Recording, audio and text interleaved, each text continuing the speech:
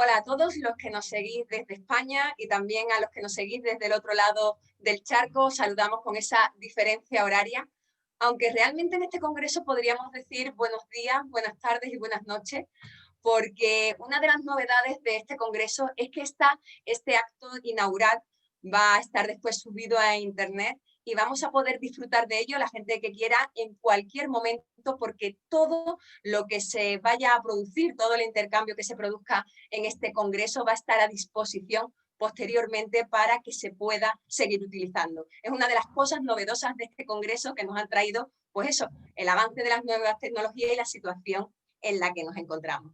Por tanto, lo primero, daros la bienvenida a todos, bienvenidos a este Congreso Internacional del Conocimiento Nodo 2020, un congreso que, como digo, cobra una importante visión y sobre todo tiene una especial importancia por el momento que estamos viviendo, que se traduce, yo que soy un periodista, hablaría de periodismo de datos, en que se han presentado 1.500 ponencias. 1.500 ponencias, más de 1.500 ponencias en un congreso multidisciplinar, lo convierte en uno de los congresos con más relevancia a nivel internacional. Y esto es solo una muestra de que la pandemia no frena ni el conocimiento ni la investigación. Y como no lo ha frenado la pandemia, tampoco ha frenado a la persona que nos acompaña hoy, que tenemos la suerte de que esté hoy con nosotros, el catedrático de Estructura de la Información de la Universidad de Sevilla, Ramón Rech. Bienvenido, Ramón. Hola, buenas a todos. No, sí, buenas nada, sino hola, encantado de estar aquí y un saludo para todo el planeta. Ramón es periodista, es escritor, es poeta, pero sobre todo yo lo definiría como pensador. Y eso se puede ver en sus más de 30 libros, más de 30 obras que ha escrito académicas a lo largo de su vida académica, pero sobre todo se ve una cosa, y es que en estas obras él siempre quiere ir un poco más allá. Va más allá de las personas que le han predecedido, ¿no? Que le han predecedido en sus estudios, también en los coetáneos, en los mismos investigadores que estaban buscando y trabajando junto a él, pero sobre todo en esta obra es muy importante ver cómo Ramón se supera incluso a sí mismo, es decir, se llega a cuestionar a sí mismo. Esta obra de la que estamos hablando, Ramón, creo que es tu obra más importante. Muchas gracias por estar hoy con nosotros y sobre todo, personalmente, te quiero dar las gracias por esta obra y sobre todo por todo lo que remueve cuando una la lee. Evolución, historia y comunicación en el mundo digital, discurso hipotético, que es como se llama esta obra. No es un libro más, no considero que no es un libro más de tu biografía, nos podemos tutear, ¿no, Ramón? Claro. Y lo has definido como un testamento académico. Es más, llegas a decir, he comprendido que he venido al mundo para escribir este libro. ¿De dónde surge? ¿Qué intención tienes con este libro de más de 500 páginas que ya digo que enganchan desde las primeras? Y sobre todo que yo creo que desmonta las bases del ser humano, diría yo incluso, ¿no?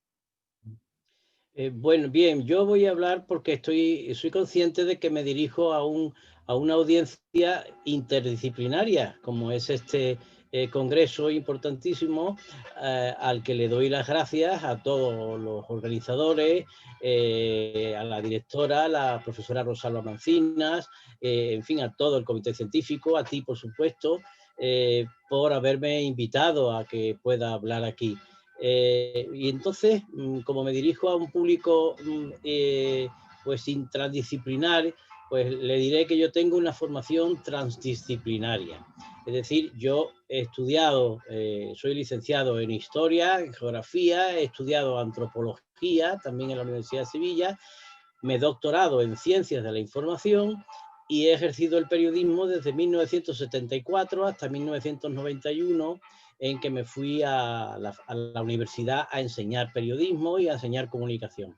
Pero claro, cuando te pones delante de una audiencia con mi formación, que para bien o para mal la tengo y que humildemente pues, trato de utilizarla, pues me pongo a hablar y yo interrelaciono mis conocimientos, o sea, mucho o poco, pero los interrelaciono. Por tanto, cuando estoy explicando comunicación, he hecho mano de la antropología, de la historia. Yo en mi tesis doctoral hablé de cómo los medios manipulan a la gente, o mejor dicho, de cómo los medios intentan manipular a la gente a través de parámetros psicosociológicos, con lo cual tuve que estudiar mucha psicología y tuve una directora, la profesora Felicidad Ocentales, que es catedrática de psicología, que fue una de mis directoras de tesis, porque era la especialista en psicología. Luego tuve también un director, el profesor José Manuel Gómez Méndez, que era especialista en comunicación, pero tuve dos directores, una en psicología. Entonces tengo muchas disciplinas dentro de la cabeza. Esto es un poquito como el dicho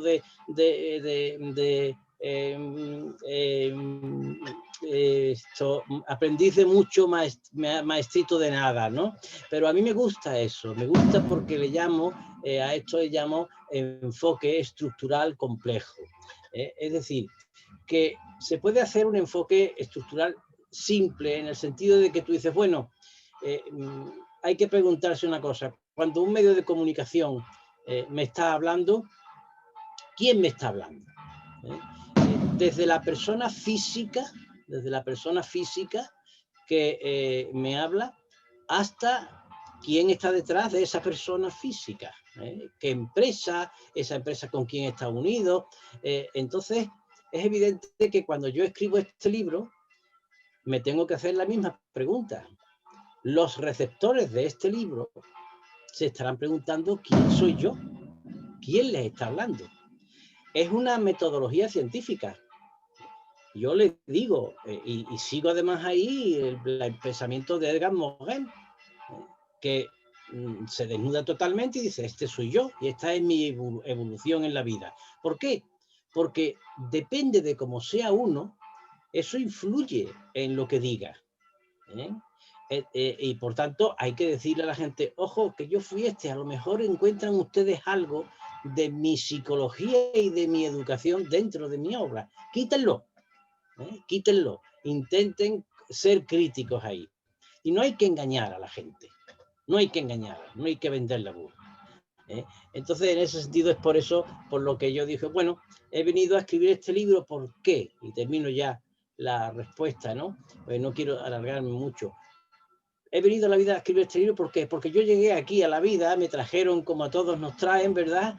Y uno se hace una serie de principios en la cabeza, una serie de ilusiones, una serie de horizontes, y luego ve que todo se le está viniendo abajo a nivel mundial. Y entonces la pregunta es, ¿qué está pasando aquí? Y entonces digo, tengo que hacer un discurso hipotético, tengo que hacer un libro que sea una supervivencia intelectual para explicarme qué está pasando aquí. Al explicarme qué está pasando aquí, echo mano de todas las ciencias que puedo. Y ese es el sentido del libro. Ramón, has introducido ya ese enfoque estructural complejo, que es una de las mayores novedades de este libro. Pero bueno, para quien no te ha leído, aunque creo que hay mucha gente de la que nos esté escuchando que ha leído tus obras, sí es verdad que siempre has defendido ese enfoque estructural, ese enfoque que demuestra que si sucede algo en una empresa de Estados Unidos, puede tener relación con que el papá de Juan se ha despedido en un periódico como El Correo de Andalucía, ¿no? Sin embargo, creo que esta obra no surge ahora, sino llevas muchos años investigando y trabajando en esta obra, y por eso, ¿no? Llamarle testamento académico. Sí, porque desde los años 80, desde mediados de los 80 empecé a pensar qué está pasando en el mundo, porque había empezado la perestroika en la antigua Unión Soviética, porque posteriormente echan abajo el muro de Berlín, posteriormente desaparece a principios de los 90 la Unión Soviética. Digo, ¿aquí qué está pasando? Las creencias generales también entran en crisis, las religiones, es decir, los pilares sobre los que yo había basado mi vida, yo y miles de personas, o millones de personas, incluso miles de millones, eso entra en crisis, desde mi punto de vista, claro. Entonces yo tengo que intentar hacer algo, intelectualmente hablando, que es para lo poco que sirvo, entonces tengo que hacer algo para intentar explicarme yo qué es lo que está pasando. Entonces, ¿cuál sería la diferencia entre el enfoque simple y el complejo? Si yo quiero saber quién está detrás de quien me está hablando desde la televisión o desde una red social, y descubro que hay un conglomerado de empresas que no tienen nada que ver con la comunicación, pero que son los dueños de la comunicación, y esas empresas a su vez están unidas a otras empresas, y entonces vemos una telaraña mediática que yo le llamo así, de intereses, la banca, las empresas de armamento, empresas de telecomunicaciones, empresas de construcción. Vale, pues esto es un enfoque, a pesar de la complejidad que ya tiene, lo considero un enfoque simple. Porque la siguiente pregunta, para ir más al fondo, es decir, ¿y por qué hacen esto los seres humanos? Es decir, ¿por qué ha llegado la comunicación, el periodismo y la vida a estar de esta manera? Mi libro no es un libro que venga a castigar y a dividir la vida en buenos y malos.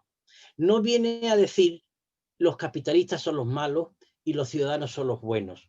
Esa es la crítica que yo le hago al pensamiento crítico, porque a mí me sitúa muchas veces en el contexto del pensamiento crítico.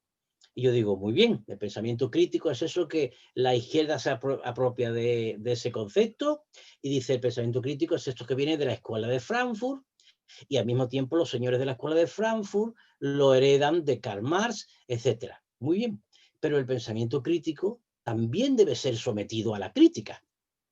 Y entonces cuando se me enfadan los partidarios del pensamiento crítico, porque han convertido el pensamiento crítico en una religión. Y el pensamiento crítico es filosofía, y la filosofía es libre pensamiento. Y el pensamiento crítico es ciencia también. Y por tanto no hay que tenerle miedo a la vida ni a nada. Entonces yo me pregunto, ¿por qué se comporta el ser humano así? ¿Por qué todas las alternativas que hemos puesto en nuestra vida nos han fracasado en mayor o menor medida? ¿Por qué hemos llegado al siglo XXI y todavía hay tanta miseria en el mundo? Y ya no hablo de la pandemia, es que sin pandemia ya lo había. Es que sin pandemia ya íbamos a entrar en una crisis, en una nueva crisis, cuando estábamos saliendo de la crisis de 2008. Por cierto, el pensamiento complejo, tú mismo lo has dicho, Nuria, consiste en que si cae Lehman Brothers en Estados Unidos, en España o en cualquier otro país, un señor va al psicólogo. Es decir, como se produce un efecto dominó, es una crisis financiera, la crisis financiera afecta a las empresas quiebran, la gente se queda en paro, el paro produce depresiones, el paro produce ansiedades y la gente se va al psicólogo. Fíjense lo que se forma, todo esto es una visión estructural del mundo, pero compleja, porque la pregunta hay que hacerse, bueno, ¿y por qué se comporta la gente con esa avaricia que ha hecho que quiebre Lehman Brothers y que está haciendo que los seres humanos seamos no cada vez más solidarios, sino o nos quedemos igual o incluso seamos insolidarios con nosotros mismos? Es decir, desde pequeños nos enseñan una ética, una religión, un querer al prójimo, pero resulta que eso se olvida, pero se olvida antes de llegar a mayores, antes de llegar a seres humanos mayores. ¿Sí? Ramón, has mencionado la pandemia y evidentemente llevas trabajando muchísimos años en este libro, pero sí es verdad que con esta dichosa pandemia hemos llegado a pensar que las cosas más importantes son incontrolables. Creo que incluso en tu libro llegas a decir, cuando nos da la impresión de que fracasan en mayor o menor grado todas las soluciones sociales, políticas, económicas y religiosas que el ser humano origina para intentar ser solidario, no queda otro remedio que acudir a enfoques complejos para analizar lo que está sucediendo. Ese enfoque complejo, desde ese análisis, ¿cuál es la solución del momento actual que estamos viviendo? ¿Cuál es el análisis que presenta ese enfoque? En la metodología compleja primero exige preguntarnos quiénes somos. O sea, vamos otra vez, que se acuerden todos los oyentes, tú, que nos acordemos de aquellas palabras que dijo el señor Marx: los filósofos no hacen más que interpretar, pero lo que tienen que hacer es cambiar el mundo. Yo creo que si Marx viviera, lo que haría sería otra vez intentar entender el mundo, interpretarlo, porque el pensamiento complejo exige que nos preguntemos, a la vista de todo lo que ha llovido, desde que se murió el señor Marx y antes, a la vista de que estamos ya en la sociedad de los ordenadores cuánticos y de la inteligencia artificial, ¿cómo es el humano? ¿Qué es el humano? ¿Cuál es su naturaleza? Aunque hay estudiosos que no quieren ni oír hablar de que el humano tenga naturaleza. Pues claro que tiene naturaleza. Es una especie animal inteligente, una especie animal racional, pero tiene naturaleza. Tiene razón de ser. Cuando todo nos falla, hay que preguntarse qué ha fallado aquí. Y cuando nos preguntamos qué ha fallado aquí, nos vamos a estudiar cuál es la naturaleza, el comportamiento de los seres humanos y por qué se comporta así. ¿Y por qué se comporta así? Porque solamente descubriendo eso podemos intentar mejorarnos. Es decir, si no sabemos en qué consiste el problema, no hay solución. ¿Eh? El primer paso para arreglar algo, intentar arreglarlo, es saber el problema. Yo empecé a sentir un problema. Mire usted, todo lo que yo creía y todo lo que hemos inventado los seres humanos no me sirve porque la gente es muy agresiva con la gente, las guerras siguen ahí, los muertos. Y, ¿esto qué está pasando aquí? Si a mí eso no me lo habían enseñado de pequeño, incluso de joven yo era una persona con ilusiones y tal. ¿Qué está pasando aquí? Entonces entra en el estudio, pero eso es complejísimo, claro. Y yo tengo el atrevimiento de presentarme aquí en un congreso transdisciplinario, con un libro transdisciplinario, que eso tiene muchísimos riesgos. Tiene el riesgo de que te puede criticar todo el mundo, porque claro, abarco muchos saberes, como tú ya eres consciente, y por tanto eso tiene unos riesgos. Pero es filosofía de la historia y de la comunicación, este libro, es filosofía de la historia y de la comunicación. Y el filósofo puede especular. Has dicho arriesgado, ¿no? Y yo, conociendo toda tu obra y habiendo leído este libro, me atrevo a decir que se trata del libro más arriesgado, pero también más íntimo. Creo que no es un libro, es un libro en el que te desnudas para poder ir más allá, ¿no? No es un libro de términos ni de teorías, sino realmente es un libro de pensamiento, de ideas. Que son las que consideras que son necesarias, ¿no? En el momento actual. Llegas incluso a crear terminología propia, porque no consideras que la que existe te sirva, ¿no? Eso es incluso un paso todavía más.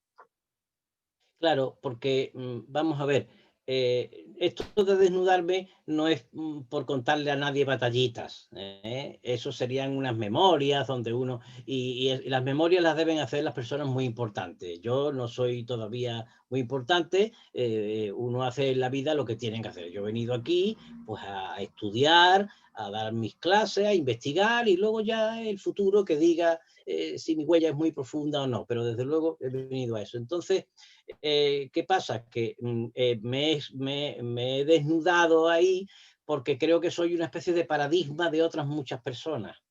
Y entonces creo que hay que tener la suficiente valentía como para, como decía Nietzsche, decía, el ser humano no es capaz de mirarse al espejo. Yo sí soy capaz de mirarme al espejo. Lo que pasa es que cuando me miro, la verdad, escribir este libro para mí no ha sido grato, porque lo que he visto ahí no me ha gustado nada. No ha sido grato. Y además es un libro desagradable. No, me va a decir la editorial, caramba, yo no quiero vender libros. Yo le he abierto al receptor que yo escribo libros, pero yo no soy un vendedor de libros ni vivo de esto. Entonces, el libro es desagradable porque le dice a la gente cosas que no quieren escuchar, sencillamente. Entonces, yo he tenido que inventar nuevos términos.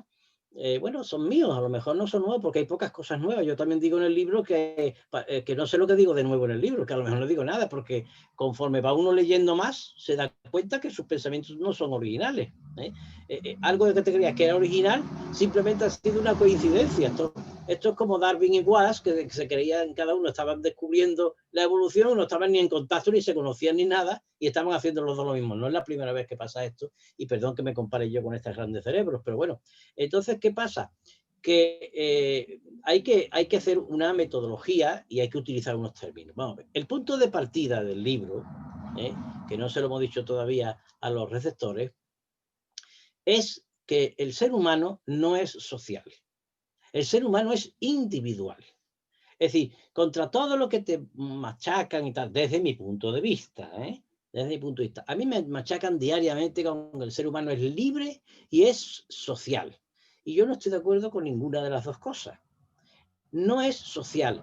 El ser humano es social por necesidad. Y no es lo mismo ser social per natura que por necesidad.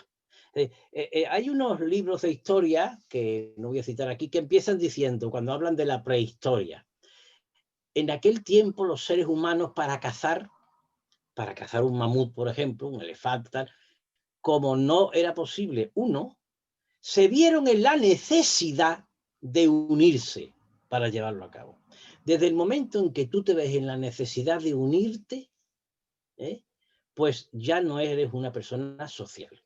El argumento que me dan es claro, es que como se une, es que es social. No, es que yo digo al revés. Como se une no es social, como se une por necesidad no es social.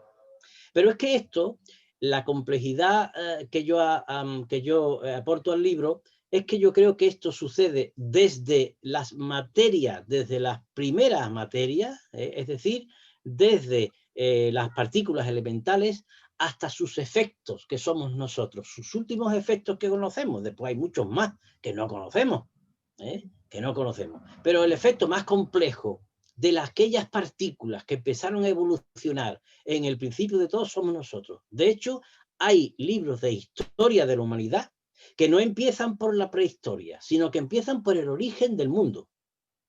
Ese es el primer tomo de las buenas historias de la humanidad. El origen del mundo, del universo y de la vida. Es el principio. ¿Por qué? Porque nosotros somos un reflejo de aquello. Las partículas se unen por necesidad. He estado leyendo física cuántica bastante.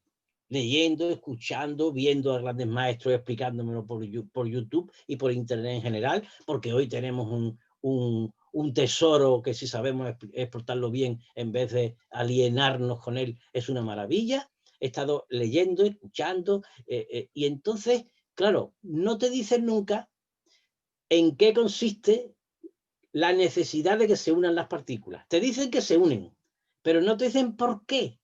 El por qué los físicos parece como si lo huyeran, los físicos no humanistas, ¿no? Lo huyeran. El filósofo no huye los por qué. El por qué es la pregunta filosófica. El por qué inmediato es lo que te dice un físico. El por qué profundo es lo que, bueno, pero vamos a ver, sí, un fermión se une con un bosón, vale, pero ¿por qué se unen? Entonces yo digo, se unen porque se necesitan. ¿Por qué se unen dos seres humanos? Porque se necesitan. Y a esa necesidad le llamamos amor.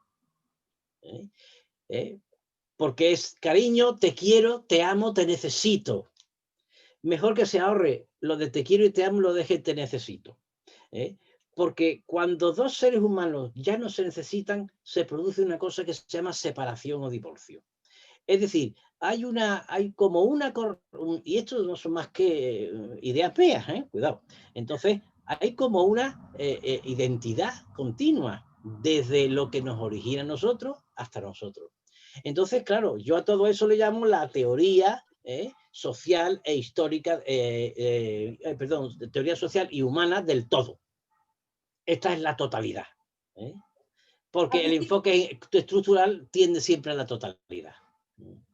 Has empezado diciendo que tu libro es desagradable y has terminado hablando de amor, así que muy complejo es este libro. Sí, pero hablo mal del amor, no hablo del amor como en la literatura y en la poesía, sino que digo, mire usted, el amor es pues una necesidad. Yo me uno a una persona porque la necesito. Aunque yo creo que la palabra que más podría definir este libro es valiente. No sé por qué llegaste a tener la necesidad incluso de hablar de tu fobia, de tu intimidad, de tu hipocondria, incluso de la relación con tu padre, para poder explicar esa concepción de las cosas que tienes. Claro, por ejemplo, yo soy hipocondríaco.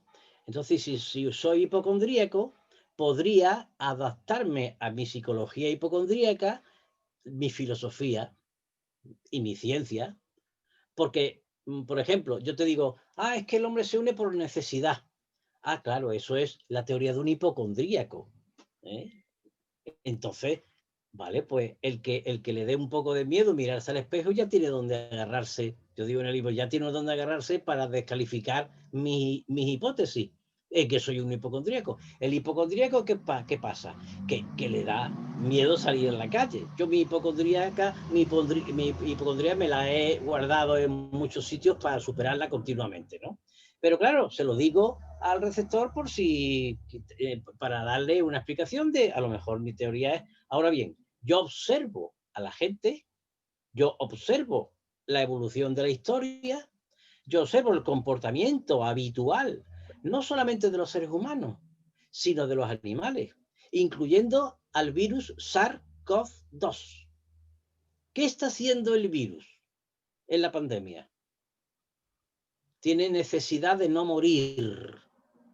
Y como tiene necesidad de no morir, coloniza las células. Antes colonizaba las células de los animales no racionales. Ahora, como los seres humanos hemos roto la cadena porque nos estamos cargando muchas especies, pues los virus están saltando al humano. Y necesita una célula para vivir. No dice, oye, no voy a entrar en la célula porque voy a matar a la célula y voy a matar también al huésped de camino. No está pensando en el otro, está pensando en su necesidad de vivir. Y entonces se mete en la célula. ¿Qué va pasando poco a poco? Que el sistema inmunitario nuestro va reaccionando para vivir también, para no morir, para vivir. Y entonces se enfrenta con el virus. Y viene eso que se llama la inmunidad de rebaño, porque esta no es la primera pandemia ni será la última por la que pasa la humanidad. Y cómo pasó la famosa gripe que llaman gripe española falsamente, ¿no? 50 millones de muertos. Sí, pero aquí estamos. Aquí estamos. Sin vacunas, sin descubrimientos, sin nada. Aquí estamos. ¿Por qué? Porque se hubo un proceso natural. Y todo ese proceso, si nos fijamos, está basado en la necesidad de durar en el tiempo, en la necesidad de vivir. Uno, personalmente.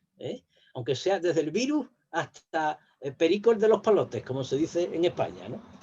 Pues todo eso es lo que yo escribo y lo que me apasiona. Ramón siempre ha sido un defensor del empirismo profesional, ¿no? De que lo que vive un profesional impregna su obra y es imposible desligar a la persona que está escribiendo un libro o una obra de los resultados. Sin embargo, en este caso, tú quieres hacer lo contrario, ¿no? Explicar todo de ti, desnudarte para dejar pura la obra, ¿no? Si conoces quién es y todos los defectos y todo lo que mueva a la persona que lo escribe, es fácil que los conocimientos sean puros y sean utilizables, ¿no?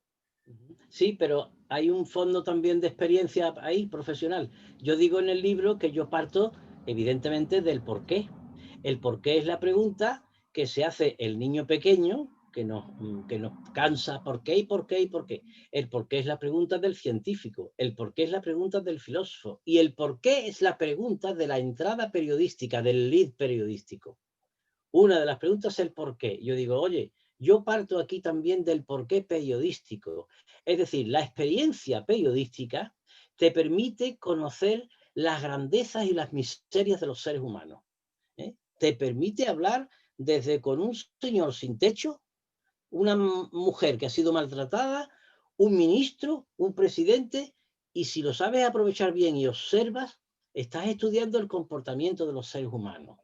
De manera que la experiencia evidentemente tiene mucho que ver también en este libro. El señor Emilio Lladó, el filósofo Emilio Lladó, declaró hace poco que él con la pandemia, dice, bueno, la pandemia es algo que me tiene un poco desconcertado, o mucho, porque él decía, porque todo conocimiento procede de la experiencia. Y aquí, es decir, tú aprendes cosas porque estás viendo algo, lo estás tocando, lo estás sufriendo, pero aquí estás viendo un enemigo que no lo ves, o perdón dicho, estás sufriendo un enemigo que no lo ves por ninguna parte.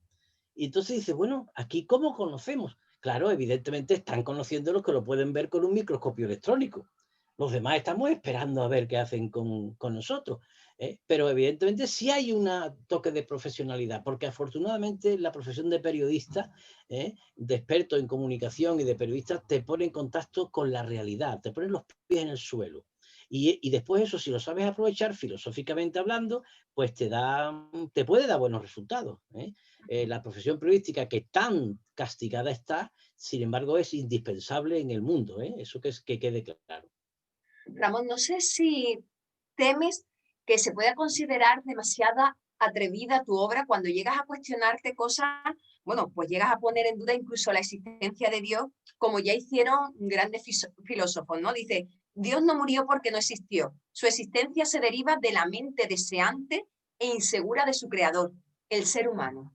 ¿Crees que te pueden tachar de eso, de demasiado pretenciosa esta obra? Bueno, vamos a ver. Esto no es más que repetir las ideas de Feuerbach y de otros especialistas. No es Dios quien creó al hombre, sino el hombre el que creó a Dios. O sea que yo ahí no tenga más que, no, algo más que repetir. Pues yo, desgraciadamente para mí,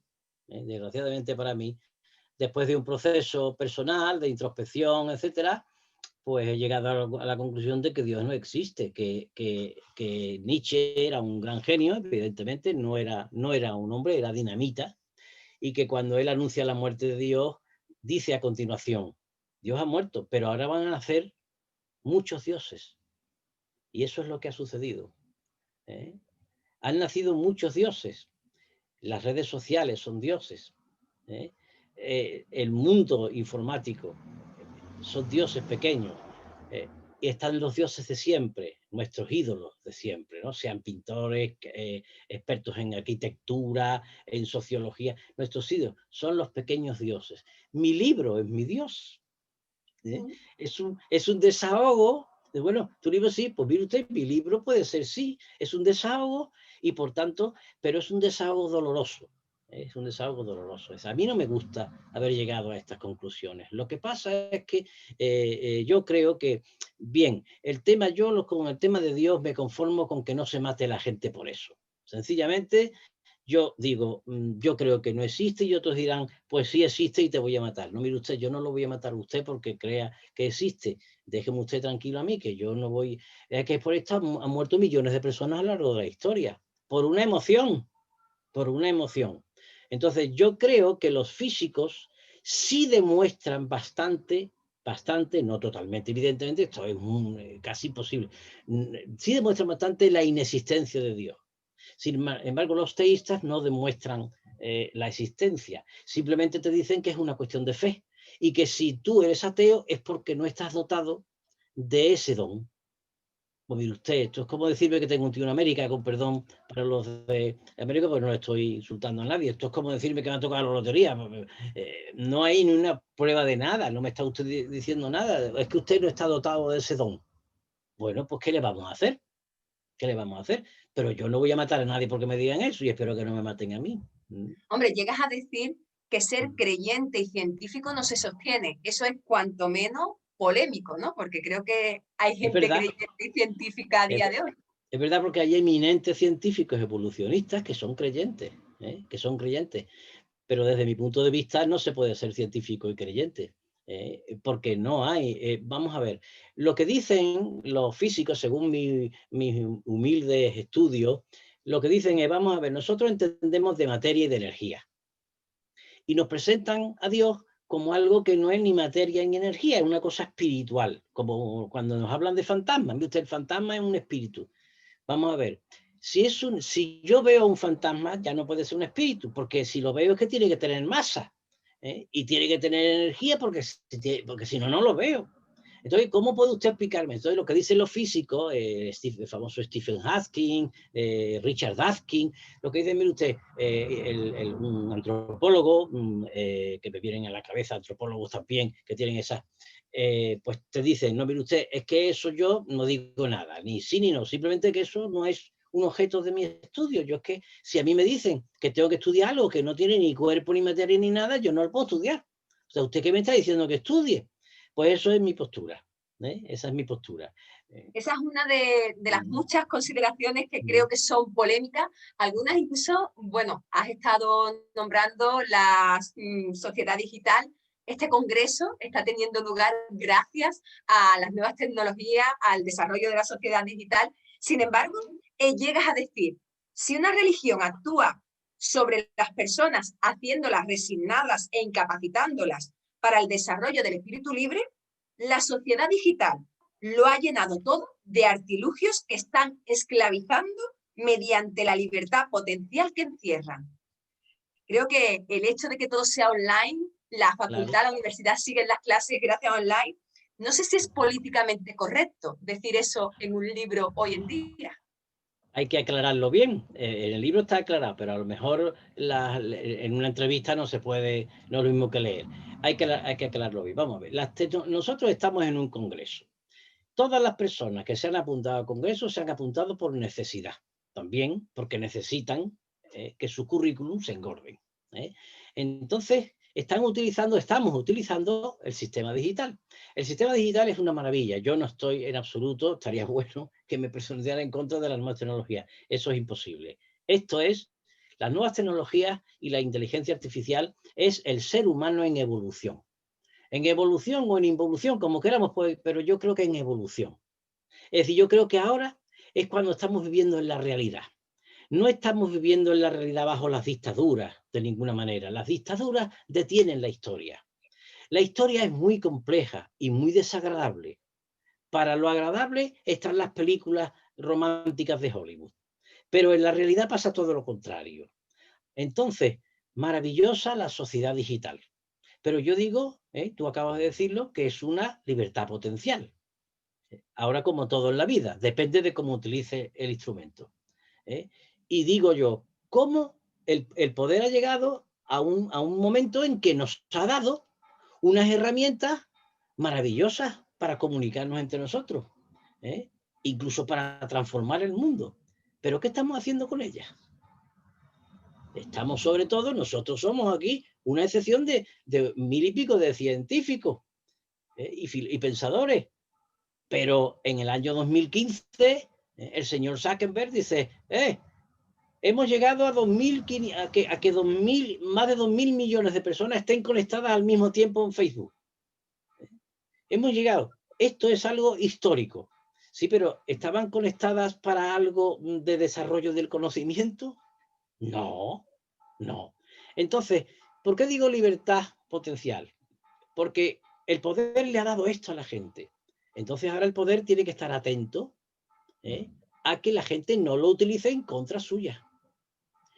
Pero ¿cómo hacerlo entonces? ¿Qué hacer para que la gente en general no utilice todo esto en contra suya? Primero, estamos hablando a través de unas redes que son del poder. Y ahora mismo nos está viendo el poder si le da la gana. Lo graba, lo ve, a ver quién es esta Nuria Sánchez Hey, quién es este Ramón Rech, tal y cual. O sea que estamos utilizando sus armas. ¿Qué hacer para que no la mal utilicemos en el sentido de intereses contrarios al poder? Pues darle todo lo que quiera. No quitársela como hacían las censuras clásicas de las dictaduras. No, no, vamos a darle todo lo que quiera. Porque el ser humano tiene una característica. Aparte de ser, desde mi punto de vista, egoísta y no social, es centrífugo. Y además es narcisista. Por tanto, una herramienta como esta permite que haya millones de predicadores que se llaman youtubers, millones de cantantes, millones de pintores, todo el mundo quiere ser el rey del mambo. Magnífico, magnífico, porque si bien, démosle más tecnología todavía a los seres humanos, porque siendo una herramienta que te puede dar conocimiento, también te puede dar esclavitud. Y el ser humano solito se ficha a sí mismo, se pone su nombre aquí, allá, te da datos, es decir, ni siquiera hay que pedírselos, te los da él solo. En el momento en que el ser humano entra en toda esta dinámica, que es una sociedad, yo le llamo en el libro la sociedad juguetona, en la sociedad juguetona está jugando continuamente, naturalmente que hay una minoría entre los que estamos aquí, pues que estamos utilizando la palabra, la promoción del conocimiento, pero es que vamos a ver los datos, A esto me refiero. Nada de estar contra la tecnología digital, todo lo contrario, bendita sea y bienvenida sea. Porque ¿qué hubiese sido de muchísimos seres humanos con confinamientos por el coronavirus sin estas tecnologías? Hubieran sobrevivido porque siempre se ha sobrevivido y yo he conocido un mundo sin internet. Entonces, y no soy tan mayor tampoco, hubiera sobrevivido. Pero las depresiones hubieran sido todavía más grandes de lo que están siendo. Bienvenida sea la tecnología digital, pero cuidado con ella porque justamente hay dos cosas. Tú le quitas al ser humano la metodología de pensar, Es decir, borras la memoria histórica universal. Los seres humanos no saben historia. La gente joven no sabe historia. Es decir, no saber historia, y ya lo decía Séneca, es como estar en la continua inopia. No saber historia es como si tú naces con 30 y tantos años, o con 20 y tantos, no con 0 minutos, 0 segundos, sino... Entonces, ¿qué haces? Te vas a ver tu vida, qué ha sido de tu vida. Pues el ser humano es así, no sabe. Primera cuestión, quite usted al ser humano la metodología de entendimiento de su vida social, de su vida como especie. Y ahora denle muchas herramientas digitales. El resultado es el analfabetismo funcional total. Ya su obra lleva bastante tiempo en la calle, bueno, ha salido ya se ha podido vender, ya la hemos podido leer. No sé si está recibiendo la acogida que esperabas o cómo va la acogida de la obra. Bueno, hace poquito tiempo que nació el niño o la niña, como quieran ustedes, nació en octubre de 2020 y entonces es todavía pronto. Yo he recibido pues felicitaciones, otros, hombre, las críticas son siempre cariñosas y se agradece muchísimo, y como yo mismo digo que no es un libro muy agradable de leer porque hay una cosa, hay un problema que tenemos en el mundo del mundo en general, y es que la gente queremos que nos digan lo que nos gusta que nos digan. Eso no es una postura científica, es una postura de la calle, pero no es científica ni es filosófica. Tú tienes que encajar lo que te digan unos y otros, aunque no te gusta. Bien, me dice gente, oye, esto tal, vale. Pero me están diciendo cosas agradables y puntualizaciones, tal. Pero yo quiero dar un dato que para mí es muy importante. Estoy en contacto con el padre del pensamiento complejo, que es Edgar Morin.